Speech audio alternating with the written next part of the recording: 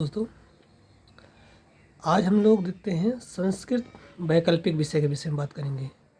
क्योंकि मैं स्वयं एक एस्पिरेंट हूँ और मैंने संस्कृत विषय ऑप्शनल को चुना है, तो और मैं स्वयं संस्कृत से एमए हूँ। तो सबसे पहले मैं संस्कृत विषय की बात करूँगा।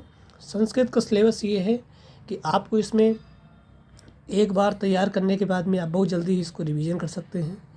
प्लस इसका सिलेबस एक छोटा सिलेबस है। हालांकि सभी वैकल्पिक विषय बहुत अच्छे होते हैं, लेकिन यदि आप संस्कृत के प्रति आप थोड़ी भी यदि आप इसको जानकारी है, इस विषय पर मैं आपको अपने ही चैनल पर आपको पूरा वैकल्पिक विषय पढ़ाने वाला हूं। आज हम लोग सिलेबस के विषय पर बात करेंगे और सिलेबस को समझेंगे, सिलेबस कैसे तैयार किया जा सकता है। तो सबसे पहला हम लोग संस्कृत वैकल्पिक विषय में 2 पेपर होते हैं, paper first and paper second. पहला पेपर के अंतर्गत व्याकरण है। व्याकरण में जो आने वाले क्वेश्चन है, मैं क्वेश्चन को भी डिस्कशन करूंगा, लेकिन इसके पहले सिलेबस को देखते हैं। संधि है, समास है, कारक है और वाच्य परिवर्तन, यही क्वेश्चन आते हैं।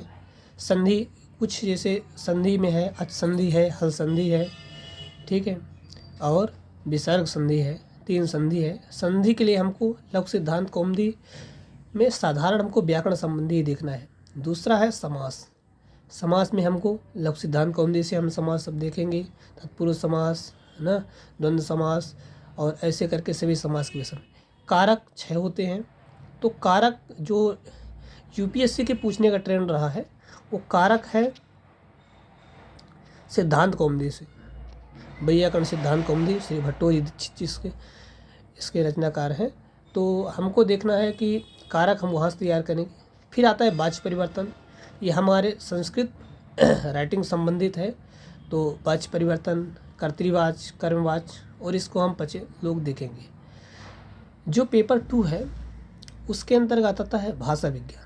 भाषा विज्ञान में है वैदिक साहित्य का विशेषताएं क्या है और कैसे कैसे क्वेश्चन पूछते हैं, हम आगे ट्रेंड को देखेंगे।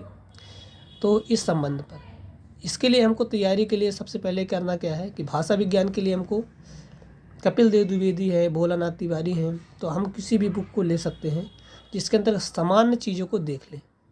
प्लस जितने प्रीवियस ईयर क्वेश्चन पेपर आते हैं रिपीटिंग होते रहते हैं, लमसम वही आता है। तो हम राइटिंग पर भी बात करेंगे, तो इसलिए हमको ये फॉलो किया जा सकता है भाषा विज्ञान के लिए कपिल देव द्विवेदी। देखो तीसरा चौथा जो क्वेश्चन है इसमें ये है कि आपको बहुत सी बुकें आपको रेफ़र की जा सकती है। इसलिए चूँकि हमको क्वेश्चन 5 ही करना है, पहला, 5वां और 8वां कंपलसरी भी है, और आपको पहला और 5वां संस्कृत में ही लिखना है, 8वां। तो इसके लिए आप फॉलो करने के लिए आप आ जाइए अगले क्वेश्चन पर, जिसमें भारतीय संस्कृति का सार है। बहुत ही नॉर्मल क्वेश्चन आते हैं। वर्ण व्यवस्था क्या है, ठीक है, उपनयन क्या है, तो भारतीय संस्कृति से रिलेटेड। तो आप जैसे जीएस में सोसाइटी पढ़ते हैं उसके अंतर्गत ये सब चीज़ पढ़ते हैं, ठीक है, तो इसको नॉर्मल तरीके से सॉल्व किया जा सकता है। फिर दर्शन है। दर्शन 9 दर्शन होते हैं, आपको पता होगा। जैसे 6 आस्तिक दर्शन है, जिनके वेदों के जिनको सत्ता, जैसे वेदांत, सांख्य है, योग है। नास्तिक दर्शन में 3 दर्शन आते हैं, चार्वाक है, बौद्ध है, जैन है। तो हमको दर्शन तैयार किया जाता है। बहुत अच्छे तरीके से, नॉर्मल तरीके से दर्शन को देखा जा सकता है। और दर्शन न केवल आपको वैकल्पिक विषय में कार्य करेगा, बल्कि आप निबंधात्मक क्वेश्चन कहीं लिख रहे हैं, इनकी सूक्तियाँ हैं, आपको कई जगह पर कार्य करेगा। तो हम लोग देखेंगे। फिर आगे देखते हैं निबंध। निबंध किससे रिलेटेड? भारतीय संस्कृति से रिलेटेड और दर्शन से रिलेटेड आते हैं क्वेश्चन।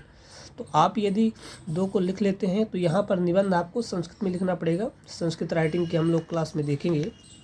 सबसे पहले आपको निबंध के लिए आपको संस्कृत राइटिंग आनी चाहिए। तो हम लोग एक आध क्लास के माध्यम से डेली बेसिस पर थोड़ी संस्कृत राइटिंग पर काम करेंगे, और इसको निबंध किस विषय पर लिखा जाएगा टॉपिक पे, तो दर्शन अथवा भारतीय संस्कृति के विषय पर। और अगला टॉपिक होता है अपठित गद्यांश। गद्यांश होगा, उसमें लिखा होता है कि अपनी भाषा, स्वभाषा लिख, तो अपनी भाषा में लिखना है। इसके लिए संस्कृत राइटिंग आएगी, तो हम लोग उसको अच्छे से कर पाएंगे। देखिए पहला पेपर इतना ही है।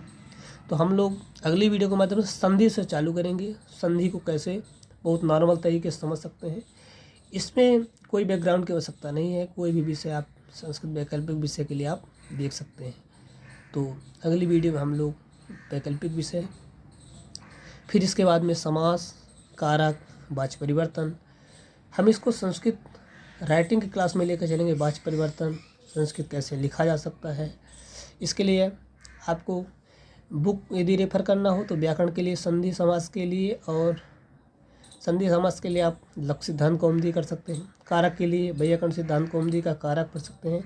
वाच्य परिवर्तन जैसे है तो संस्कृत राइटिंग संबंधित है, कपिल देव द्विवेदी की आती है एक बुक, उसको दे सकते हैं। भाषा विज्ञान, कपिल देव द्विवेदी।